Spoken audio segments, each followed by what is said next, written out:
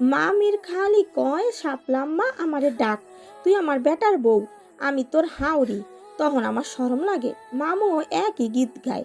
তোমার ভাইয়েরা তো আরেক বিচ্ছু, ভাবি ভাবি কইরা আমার কানের পছনি ধরাইছে। আগে শুনছি শ্বশুর বাড়িতে উঠতে বসতে খোটা শোনা লাগে, এখন তো সবাই আমারে উঠতে বসতে লজ্জা দেয়। হাই কি কপাল তো শাপলার। বলে দুহাতে মুখ ঢাকলো। জুবিন হাতের উন্মুক্ত বইটা বন্ধ করে চশমাটা ঠিকঠাক করে বলল, তো সোনাই সোয়াগা কপাল, যা আম্মার কাছে বস 2 দণ্ড, একটু পরেই বেরোবো আমরা। শাপলা মাথা নেড়ে নাচতে নাচতে চলে যায়। জুবিন হাসে তার কাণ্ডে। মেয়েটা আধ পাগল। এই মেঘ তো, এই বৃষ্টি, আবার এই নীলাম্বরের রোদ্দুরের হাতছানি। মামির পাশে বসে শাপলা পাটালি গুড়ের ডিমি দিয়ে গরম চিতই পিঠা খায় আর মিঠা মিঠা আলাপ করে। হ্যাঁ রে শাপলা, জুবিনা তোর মধ্যে সব ঠিকঠাক চলে তো? আর ঠিকঠাক? তোমার পোলা নাকি আগুনের গোলা। প্রথম প্রথম কি গাইল, কথায় কথায় ধমকাইতো, মরার লেগিয়া হাত তুললেও মারতো না, তাই শক্ত কইরা হাত মুচড়ে ধরতো। এই ঠান্ডার মধ্যে আমারে খাটে তুলতো না, আমি ওই তুলতুলা সোফায় থাকতাম। কানলে গাইল, হাসলেও গাইল, চুপ থাকলে গাইল, কথা কইলেও গাইল, উঠতে গাইল, বসতেও গাইল। আমি তো স্বপ্নেও হের গাইল খাইতাম। আমারে মুরগির খোপের লাহান বাঁধতে একলা রাইখা যাইতো। গড় গড় করে বলে একটু জিরিয়ে নেয় শাপলা। পানি পান করে মামির দিকে তাকায়। কাজ হয়েছে। এবার জুবিন ভাইয়ের পিঠে কুঞ্চির বাড়ি নিশ্চিত। সে নিরাপদ লাইন টেনে দিল। তবে কয়েকদিন হইল ভালা হইয়া গেছে, আর গাইল দেয় না, মিষ্টি কইরা কথাও কয়। আমারে নিয়ে ঘুরবার যায়, আমার জন্য মেলা কিছু আনে, আর অমন বিছানায় শুইতে দেয়। রাইতে জ্বরে মুখ দিয়ে ধ্বনি ছাড়া আর কিছুই বেরোয় না। বর্ষালি খসখসে হাত মুখ আটকে নিয়েছে। শাপলা হাত পা ছুঁড়ে দাপাদাপি করে। জুবিন মুখ চেপে রেখে টেনে নিয়ে যায় ঘরে। জুবিনের মা প্রথম দিকে চিন্তিত হলো, পরে মিটিমিটি হাসেন। পাগলি একটা। দম আটকাইয়া মাইরা ফালাইবা নাকি? ছাড়া পেয়ে জোরে জোরে শ্বাস টানে শাপলা। জুবিন তের ফুরে আসে। হাত তুললেও মারে না, তবে ছাড়ে না। কান টেনে ধরে বলল, বেউস কোথাকার, আম্মার সামনে কি বলছিলি কি? হ্যাঁ, আক্কেল গুরুম হয়েছে? শাপলা চেঁচিয়ে ওঠে। জুবিন বিরক্ত হয়ে ছেড়ে দেয়। শাপলা কান ডোলে ন্যাকা সুরে বলল, আমি ভুল কি কইছি? রাইতে সাপের মতো পেঁচিয়ে ধরো কেন? যদি দম আটকে মইরা যাই? রাত হতে দে, তোকে আজ মেরেই ফেলবো। হুশে খাটো, এসব কথা আম্মাকে কেন কারো সাথে বলতে নেই। শাপলার হুঁশ হয়। সত্যি তো, এসব কথা তো শরমের কথা। ধ্যাত, তার পোড়ামো। একবার শুরু করলে থামতে চায় না। সে কাচমুচ মুখে বলল, আচ্ছা আর কমু না, ভুল হইছে। তোর ভুল তুই পানি দিয়ে গুলে খা। জুবিন রাগ দেখিয়ে বিছানায় বসলো। আম্মা কি না ভাবলো। শাপলা এগিয়ে এসে পাশ ঘেঁষে দাঁড়ায়। কাঁধের কাজটার শার্ট খুঁচিয়ে খুঁচিয়ে বলল, মাফ চাইলাম তো। জুবিন রাগ ধরে রাখতে পারে না, আবার ছেড়ে দেওয়াও যায় না। সে রাগী কণ্ঠে বলল, জুবিন, কথায় চিরা ভেজানো বন্ধ কর শাপলা। তুই তো আমার মন থেকে সেদিন উঠে গিয়েছিস, যেদিন তুই বিয়ের আসর থেকে পালিয়ে ওই সিনানের চৌকির তলায় লুকিয়েছিলি। এক কথা আর কয়বার কইবা কও? উঠতে বসতে খাইতে নাইতে সব সময় তোমার এক কথা। আমি মাপ চাই নাই, পা অব্দি দোষছি তোমার। কথা মোতাবেক 1000টা চুম্মা খাওয়ানোর কথা রাজি হইছি। 200 হইছে, আরো 800 পূরণ হইলে আমি বাচ্চা যাই। তারপর যদি খোটা দেও, আমি তোমার গলা টিপ্পা ধরবো। শাপলার হাতের দিকে তাকায়। শাপলা গলা ছেড়ে দিয়ে পিঠ পেছনে হাত লুকিয়ে নেয়। তার আলোভোলা নাদান হাত সহিত না হয়ে যায়। এখন 20টা দে, মন মেজাজ খারাপ, যদি একটু ভালো হয়। গাল বাড়িয়ে দিল জুবিন। শাপলা ন্যাকা কান্নার সুর তুলে বলল, সকালে না 10টা দিলাম? আবার দিবি? দে বলছি। 5টা দেই। 25। আচ্ছা 10টা। 30টা। 20টার একটাও না বেশি কইলাম। শাপলা নাকে কেঁদে সাবধান করলো। জুবিন হেসে সাই দিল। শাপলা ডান গালে চুমু দেয়। জুবিন বাগাল দেখিয়ে দেয়। শাপলা সেখানেও চুমু বসালো। একইভাবে ডানে বামে 20 নম্বর চুমু দিয়ে শাপলা ফোঁস করে শ্বাস চালো। হাঁপিয়ে গেছিস? হ্যাঁ গো। আয় তোকে শান্তি স্থানান্তর করি। শাপলা নাক মুখ চুলকায়। জুবিন হেসে তার গাল চেপে চুমু দেয়। প্রথমবারের মতো শাপলার ভেতর কিছু হয়, কেমন অদ্ভুত লাগে, খুব ভালো লাগে, অদ্ভুত। সে লাজে রাঙ্গা হতে খুব বেশি সময় নেয় না, আর এই লাজুক রাঙ্গা মুখটা জুবিনের বেশ প্রিয়। বাপের ভিটায় পা পড়তে শাপলার কান্না দেখে গে, মরা কান্নাও ফেল মারবে তার সামনে। জুবিন মিষ্টির হাড়ি হাতে ঈষৎ হেসেছিল, তাকে হাসতে দেখে শাপলার অভিযোগের ধারা শুরু। সফিও বোনের কোনো অংশে কম না। শাপলার মা আসলে জুবিন একটু চিন্তিত হয়। ফুপু সেদিনের পর থেকে শাপলার সাথে কথা বলেনি। শাপলা ফোন করে কত ডাকতো তবুও না। আজও যদি এমনটা করে মেয়েটা কষ্ট পাবে। তবে তাকে ভুল প্রমাণ করে ফুপু তার মেয়েকে বুকে নিয়ে কান্নায় ভেঙে পড়লেন। জুবিন কপাল চুলকে আবারও হাসলো। বাড়ি ফেরা সার্থক হলো বুঝি। মেয়েটা একদিনই কেমন হাতে নাগালে এসেছে। কান্নাকাটির পর্ব শেষ হতেই তারা ঘরে যায়। ভাব বিনিময়ের এক পর্যায়ে সফি জানে স্নান্তের বাড়িতে ঘটে যাওয়া কাণ্ড। জুবিন তীর্যক চোখে শাপলার হাবভাব ঠাউর করে, তবে শাপলার চোখে মুখে কোনো উদ্বেগ দেখা গেল না, বরং কপালে একরাশ বিরক্তি খানিকটা প্রকাশও করল। জাহান নামে যাক তার সেরা, জাহান নামে যাক ওর বউ, আমার কি? অগর কথা আমার সামনে কবি না। জুবিনের ঠোঁট জুড়ে প্রশান্তির হাসি খেলে যায়। যাক, পাগলিটার মাথা থেকে স্নান নামক ভূত নেমেছে। তবে এখন উপরওয়ালার কাছে ফরিয়াদ, জুবিন নামক ভূত মাথায় গেঁথে যাক। আমরণ মেয়েটা তার বিলে শোভা ছড়াক। সন্ধ্যা নামতে বিদ্যুৎ বিচ্ছিন্ন গ্রাম। শান্তি বেগম কুপি জ্বালিয়ে রাখছেন। রূপসা তার শিওরে উদাস বসে উনুনের তিন কান দিয়ে বের হওয়া আগুনের তেজ দেখে। মাঝে মাঝে কড়াইয়ের তেলে শুয়ে থাকা বড় কই মাছকে দর্শন দেয়। চারদিকে ঘনঘটা আধার, কুয়াশার ধোয়াটে ভাব। কারোর পদচারণার আওয়াজে শান্তি বেগম মাথায় ঘোমটা টানতে দেখে রূপসা পড়ে যাওয়া জর্জেট ওড়না মাথায় টেনে কৌথুল নিয়ে আধার হাতটায় আলো স্পর্শ করতে সিনাল সালের শ্যামল মুখে দর্শন মিলে। কপালে সবসময়ের মতোই বিরক্তিকর ভাঁজ। রূপসা চেয়ে রইল তো রইলই, পলক ফেলল না। শান্তি বেগম ছেলেকে দেখে হেসে শুধালেন, সব আইসোস? না, আমার আত্মায় আইছে, চোখ নাই। শান্তি বেগমের মুখ ভোতা হয়ে যায়। স্বভাব ভালো কর বাজান, অহন বাড়তে বউ আছে। বউ আইছে তো কি হইছেটা কি? হ্যাঁ, আমি যেমন আমি তেমনই, এমনি মাইয়া নেওয়া লাগবো ব্যাস। রূপসা ঘন ঘন পলক ফেলল। সিনহাতের কাগজে মোড়ানো পোটলা তার কোলে ফিক্কে মেরে কলপারের দিকে যায়। রূপসার ভালো লাগে না, এভাবে ফিক্কে মারা কোনো ভদ্রতা হলো? ঈষৎ অপমানিত বোধ করে পোটলাটা তরকারি ডালিতে রেখে দিল। শান্তি বেগম পোটলা খুলে দেখেন রসে চুপচুপে গরম জিলাপি। তিনি মিটমিটিয়ে হেসে টিপ্পনি কাটলেন ছেলেকে। বাড়তে বউ আইছে, অহন কত কিছুই আইব। কই আগে তো আনতে দেখলাম না বুড়ি মায়ের লাইগা। বুঝি তো বুঝি। সিনান ফিরে এসে কটমট চোখ পাকিয়ে শাসন করে মাকে। শান্তি বেগম হাসলেন শুধু। একটা জিলাপি মুখে পুরে রূপসাকে বলেন, খাও মা, পাটালি গুড়ের জিলাপি, গরম গরম খাইতে ভাল লাগবো। বাপ তুইও নে। সিনান হুট করে ঝুঁকে আসে। রূপসা ভোরকে পিছনে সরে যায়। সিনান ঈষৎ হেসে জিলাপি তুলে নিয়ে পুরোটাই মুখে নিল। রূপসাকে না নিতে দেখে বলল, নেস না কেন? এমনিতেই। সিনান তির্যক দৃষ্টি ফেলল। শান্তি বেগম আবারও সাধলেন। রূপসা তবুও নিল না। সিনান তার থেকে দৃষ্টি সরিয়ে মাকে বলল, আব্বা সেই যে কাল সন্ধ্যায় বেরোইলো, আর তো ফিরল না। তোরে কিছু কইছে? আমারে কবে কয়? গেছে মন চাইছে, তুই ফোন টোন দিছিলি? সিনান নাবোধক মাথা নাড়ে। এক পলক রূপসাকে দেখে নিয়ে ঘরে চলে গেল। শান্তি বেগম আরেকটা কুপি জ্বালিয়ে রূপসার হাতে দিয়ে বলেন, ঘরে আন্দার আলো নিয়ে যাও। সব ভদ্রমেয়ের মতো সম্মতি জানিয়ে কুপি হাতে ঘরে আসে। সিনান প্যান্ট পরিবর্তন করে লুঙ্গি পরে। গায়ের ফুল হাতা শার্টের বোতাম খুলতে খুলতে শুধায়, গায়ে শীতের কাপড় জড়াস নাই কেন? এমনি। সিনান আলনায় ঝুলন্ত নিজ কম দামি জ্যাকেটটি হাতে নেয়। মেয়েটার শীতে কষ্ট হয় না তাই রেখে গিয়েছিল, বলেও গিয়েছিল গায়ে পড়তে, কিন্তু মেয়েটা পরেনি। শীতে কুকুরে আছে। সে হেসে বলল, ঘৃণা লাগলে তো আর কিছুই করার নাই। উল্টো পাল্টা কথা বলবে না, ওটা আমি বড়। আর তাছাড়া তোমার মা দেখলে কি ভাববে? রূপসা প্রতিবাদ করে। সিনান চাপা রাগ দেখিয়ে বলল, মা কিছুই ভাবতো না। আমি এই হাক কাঁপুনি শীতে জ্যাকেট ছাড়াই কামে গেলাম যেন তোর কষ্ট না হয়। আর তুই কি করলি? রূপসার চোখের কটরে পানি জমে এভাবে বকছে কেন? সে বলেছিল আমার জন্য জ্যাকেটটাকে তুমি কষ্ট করো। সে ঠাস করে কুপি রেখে বাইরে বেরিয়ে আসে।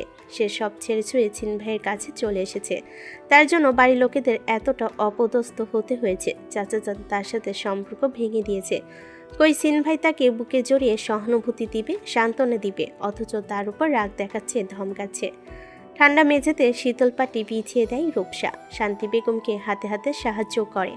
শান্তি বেগম কুপির আলোয় খেতে দেয়। স্নান থমথমে মুখে ভাতের থালা টেনে নিয়ে খাওয়া শুরু করে। রূপসা থালার দিকে নিষ্প্রভ দৃষ্টিতে তাকিয়ে দেখে ধোয়া ওড়ানো ভাত, তেলে ভাজা কই মাছ, ধনে পাতা দিয়ে শুটকি ভর্তা আর শসা টমেটো দিয়ে বানানো সালাদ। লোভনীয় খাবার সামনে থাকলেও রূপসার খাওয়ার খায়েশ জাগে না। বাড়ির কথা মনে পড়ে মায়ের হাস্যোজ্জ্বল মুখখানি। বাড়িতে থাকলে মা নিজ হাতে খাইয়ে দিত, আদুরে গলায় বকত। এত বড় দামড়ি মেয়ে অথচ নিজ হাতে খেতে পায় না, মাছের কাঁটা বাছতে পারে না। আর সে মিটমিট করে হাসত। মা রেগে চোখ রাঙাতো। সে চাচা জানের কাছে নালিশ করত। তখন চাচা জান মাকে মিছে মিছে বকা দিয়ে তার পাত থেকে রূপসাকে খাইয়ে দিত। আর সেই চাচা যান আজ তার জন্য ভরা দরবারে অপদস্থ হলো। বুক ভরা অভিমান নিয়ে রূপসাকে চাচা যান ডাকার হক থেকে বঞ্চিত করে গেল। কষ্টে বুকটা ফেটে যাবার উপক্রম, নিজ ভুলে মনটা ভার হয়। সে বা কী করত? একদিকে সিন ভাই, অপরদিকে পরিবার। তার পরিবারে কেউই সিন ভাইকে মেনে নিত না। তাকে জোর করে হৃদয় ভাইয়ের সাথে বিয়ে দিত। কিন্তু সে তো সিন ভাইয়ের নামে কবুল বলেছে, তাহলে আবার হৃদয় ভাইয়ের নামে কি করে কবুল বলতো?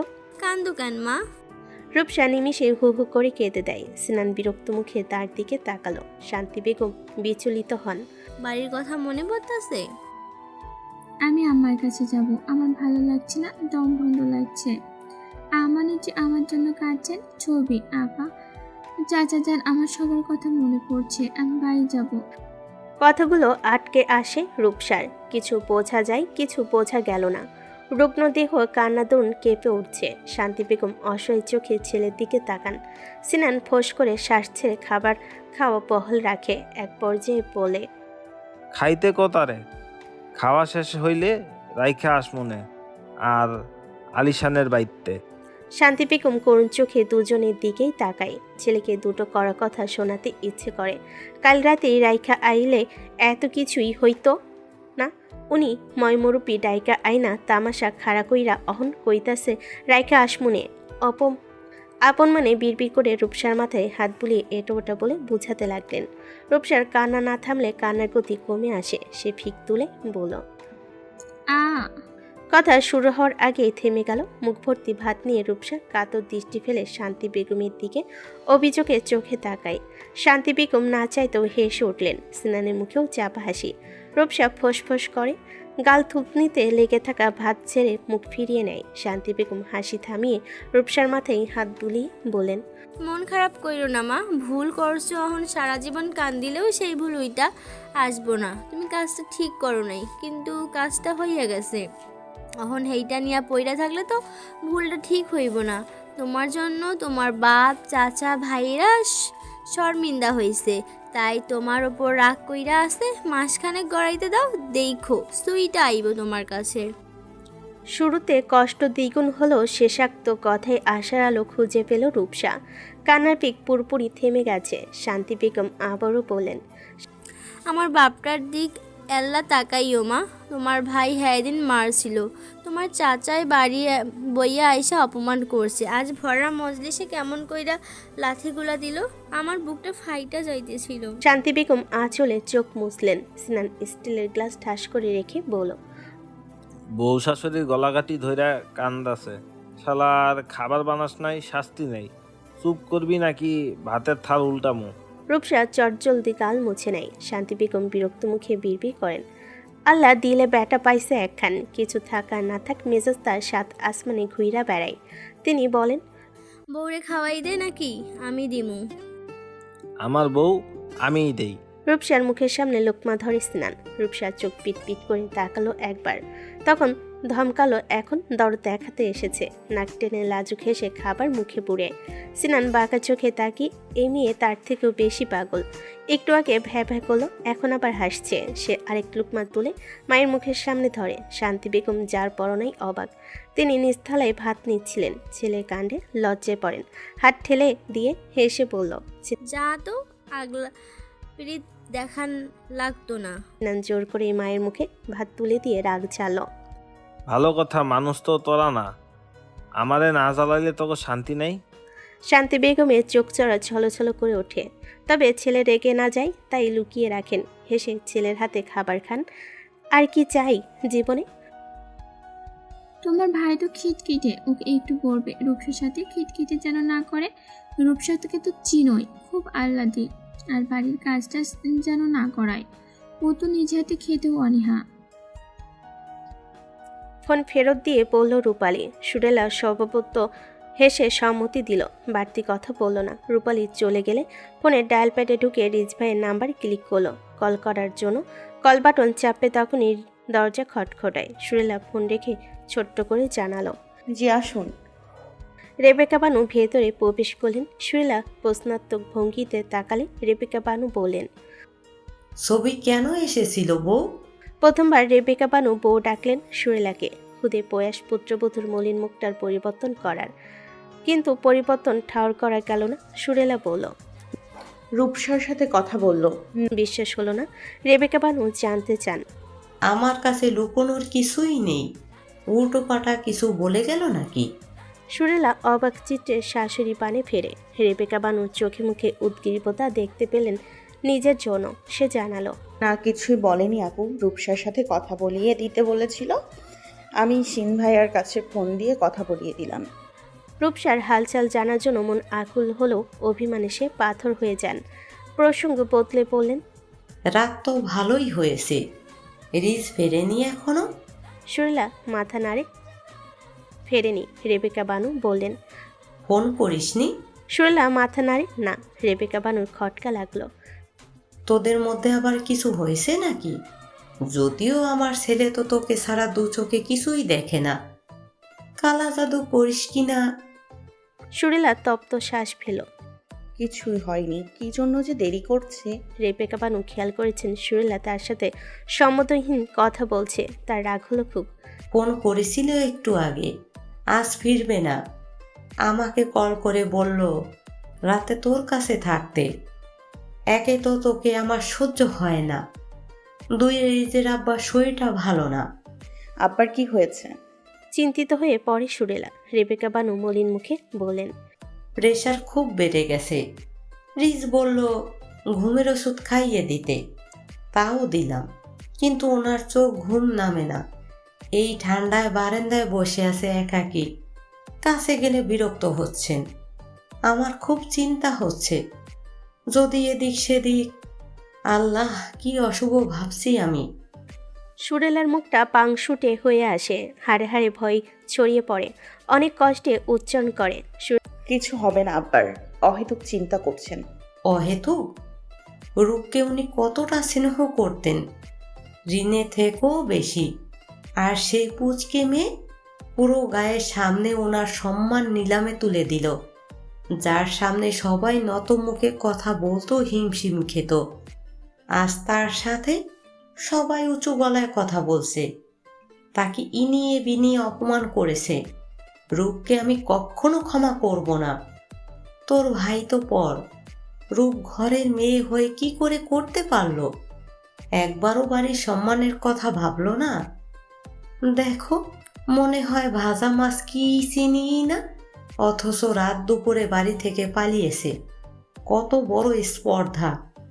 আমার মেয়ে হলে আমি গিয়ে গলা টিপে মেরে আসতাম। সুরেলা এদিক ওদিক তাকিয়ে নজর লুকায়। রেবেকা বানু নিজেকে শান্ত করে ঘর ছাড়তে ছাড়তে বলেন, আমি শুভাকে পাঠিয়ে দিচ্ছি এ ঘরে। আর হ্যাঁ, মুখটা পেঁচার মতো না বানিয়ে রাখলে ভালো হয়। সুরেলা হাসল ক্ষীণ। উনি যদি জানতে পারে রূপসাকে পালিয়ে যাওয়ার বুদ্ধি আর সাহায্য দুটোই সে দিয়েছে, তাকে কি করবে? তবে সুরেলা জানে সে যা করেছে একদম ঠিক করেছে। ভাইয়ের জন্য সব সই। ফোনে রিংটোনে সুরেলা ফোন হাতে নেয়। নরিজের কল দেখে হাসলো। হ্যালো, শুনছেন? মিসড কল এসেছিল। তার মানে তখন কল গিয়েছিল আর জনাব ফিরতি কল দিয়েছেন। সুরেলা বলল, আপনার আম্মা বলল ফিরবেন না, সত্যি? কেন? ওপাশে পিনপতন নীরবতা, মিনিটে গড়ালেও জবাব আসে না দেখে সুরেলা বলল। জলদি আসুন, আমি অপেক্ষায়। সুরেলা কল কাটে, ফোন রেখে বিছানায় উঠে বসে, লেপটেনে পা ঢেকে নেয়, হাঁটুতে থুতনি ঠেকিয়ে ঝিমুই কারোর অপেক্ষায়। তার অপেক্ষা দীর্ঘতর হয় না, আধা ঘন্টা পর হয়নি দরজা খটখটানোর আওয়াজ। সুরেলা সাড়া দিতে নওরিজ ভেতরে প্রবেশ করে, চাদরটা ভাঁজ করে কাপড়ের তাকে রাখে, কোনো দিকে না তাকিয়ে আলমারি খুলে প্রয়োজনীয় জিনিসপত্র নিয়ে গোসলখানায় যায়। সুরেলা চোখ উল্টায়, এই শীতের রাতেও গোসল দিতে হবে ওনার। নরিজ গোসল সেরে বেরিয়ে আসে, নাভির ঈষৎ নিচে ট্রাউজার, গায়ে শার্ট নেই, ডবল পেটানো দেহখানা বড্ড লোভনীয়, তারপর বিন্দু বিন্দু জলকণা। সুরেলা লোভাত দৃষ্টিতে নিষ্পলক চেয়ে। নরিজ অবশ্য তার দিকে ফিরেও তাকালো না। সুরেলা নামক প্রাণীটি তার চোখে পড়ছে না। সে আলমারি খুলে আরেকটা কম্বল বের করে বিছানার একপাশে শুয়ে পড়ল। সুরেলা এ যাত্রে চুপ না থেকে বলল, আমি কিছু বলতে চাইছি, আপনি কি শুনবেন? হোক 101টা যুক্তিসঙ্গত কারণ, আমার শোনার ইচ্ছে বিন্দু মাত্র নেই। সম্পর্কে বিশ্বাস না থাকলে সে সম্পর্কের স্থায়িত্বকাল ক্ষীণ। আমার কথাটা তো শুনবেন নাকি? এক কথা বারবার বলা পছন্দ করি না। আমি কি বেরিয়ে যাব ঘর থেকে? সুরেলা বনে গেল বিরক্তিকর সুরে। রিজবাই কখনো এমন সুরে কথা বলেনি তার সাথে।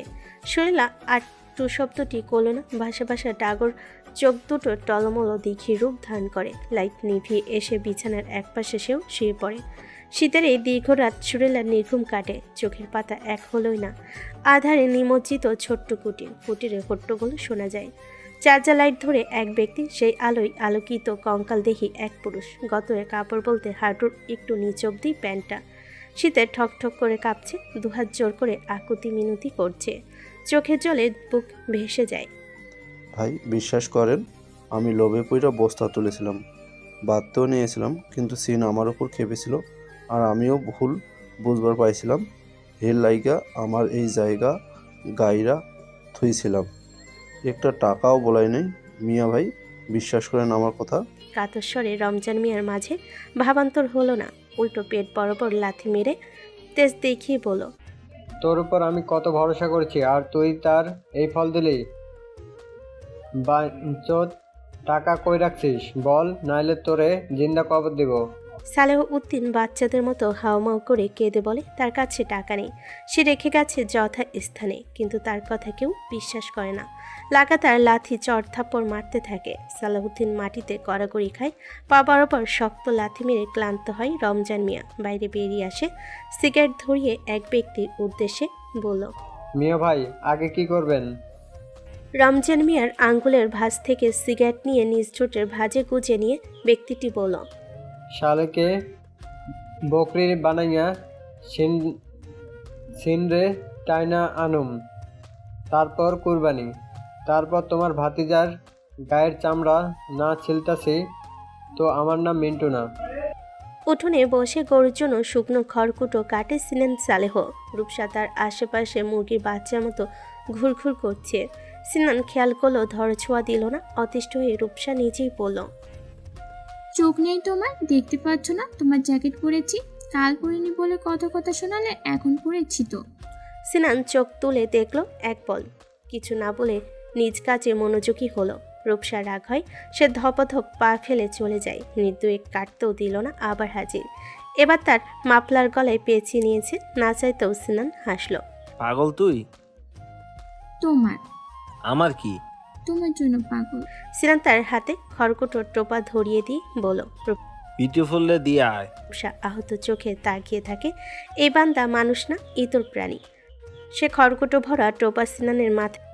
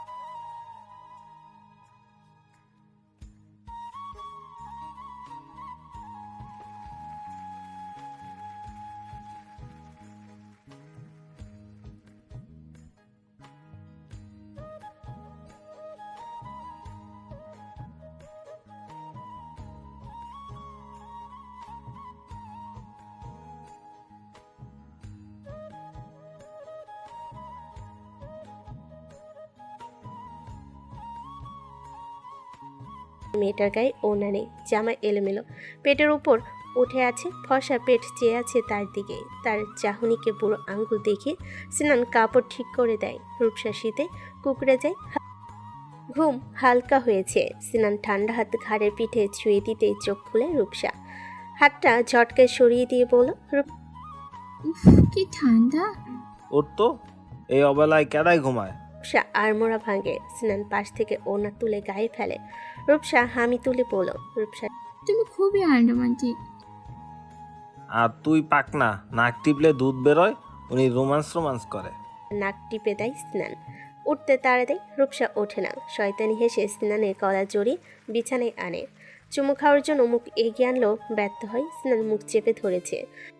রূপসার চোখে মুখে অভিমান ফুটে ওঠে। ছেড়ে দেয় গলা। বউকে শখ করত গোড়ামি। সিনান তার অভিমানের ধার ধারে না, মাথায় মাপলার পেঁচাতে পড়ল। হাটে যামু, কি কি লাগবো ক? চুনো, পাউডার, তেল, সাবান। সিনান বাঁকা চোখে চায় অভিমানীর দিকে। তাইলে তো ভালোই, এমনি হিসাবই হবি, বাড়তি খরচের দরকার নাই। রূপসা কোমল মুড়ি দিয়ে শুয়ে পড়ল। সিনান আবার শুধায়, সত্যি কিছু লাগতো না? না। তেজ দেখিয়ে বলল রূপসা। সিনান গুনগুনিয়ে চলে যায় ঘর থেকে। রূপসার আগে অভিমানে হু হু করে কেঁদে দেয়। দিন ফুরিয়ে রাত হয়। রূপসা শুয়ে বসে কাটে। সিনানের ফিরতে রাত হয়। শান্তি বেগম রূপসার জন্য খাবার আনে। দুলোকমা মুখে দিয়ে রূপসার মুখে রুচে না। নতুন পরিবেশে রূপসার প্রধান সমস্যাটি খাওয়া দাওয়া। এবারই খাবার খেতে তার খুব কষ্ট হয়। মোটা দানার ভাত, ঝাল ঝাল তরকারি, তাও রূপসার অপছন্দের। রূপসা গ্লাসে পানি দিয়ে পেট ভরিয়ে নেয়। ভাতের দিকে তাকিয়ে দীর্ঘশ্বাস ফেল। গত কয়েকবেলার মতো এই খাবারগুলো নষ্ট হবে। খাবার ভালো হয় নাই মা? শান্তি বেগমের কথাই রূপসা হাসার চেষ্টা করে বলল, না না, খুব মজা, কিন্তু আমার খেতে ইচ্ছে করছে না, পেট ভরাই আছে।